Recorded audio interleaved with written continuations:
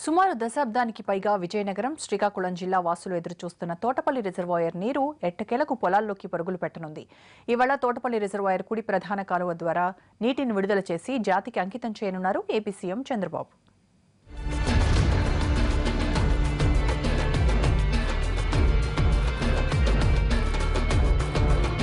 విజయనగరం జిల్లా తోటపల్లి రిజర్వాయర్ ముఖ్యమంత్రి చంద్రబాబుకు మానసపుత్రిక. 2003లో టీడీపీ హయాంలో ఈ ప్రాజెక్టును ఆడంబరంగా ప్రారంభించారు. సుమారు 750 కోట్ల రూపాయల వ్యయంతో 117 కిలోమీటర్ల పొడవు ఉన్న కాలువ ద్వారా నీరు అందించేలా ఈ రిజర్వాయర్ను డిజైన్ చేశారు. ఈ ప్రాజెక్టు పూర్తయితే విజయనగరం, శ్రీకాకుళం జిల్లాలో సుమారు 2 లక్షల హెక్టార్ల భూములు సస్యశ్యామలమవుతాయి. దీంతో ఈ రెండు జిల్లాలు కొంతమేర కరువు కోరల్లోంచి బయటపడే అవకాశాలున్నాయి.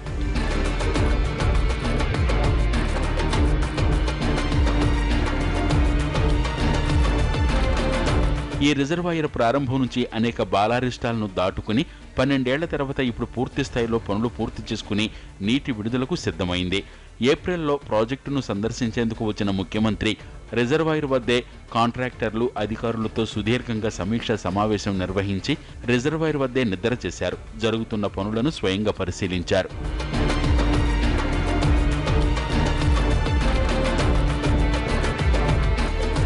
ఎట్టి పరిస్థితుల్లోనూ పనుల్లో జాప్యం జరగొద్దని, నాణ్యత లోపిస్తే కఠిన చర్యలు తీసుకుంటామని సీఎం అధికారులను హెచ్చరించారు.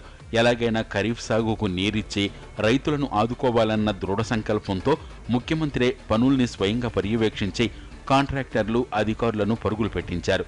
దీంతో అనుకున్న సమయానికన్నా ముందే శరవేగంగా పనులను పూర్తి చేశారు.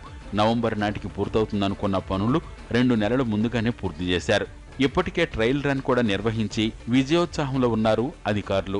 105 మీటర్ల పొడవు ఉన్న ఈ రిజర్వాయర్ నీరు దాదాపు 117 కిలోమీటర్ల మేర ప్రవహిస్తూ విజయనగరం జిల్లాలో 10 మండలాలు, శ్రీకాకుళం జిల్లాలో 7 మండలాల్లో సుమారు 1,20,000 ఎకరాలకు నీరందిస్తుంది.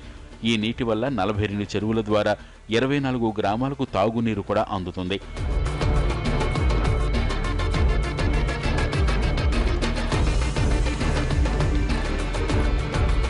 ఈ ప్రాజెక్టు వల్ల 5,037 ఎకరాల భూమితో పాటు సుమారు 10 గ్రామాలు ముంపుకు గురవుతున్నాయి.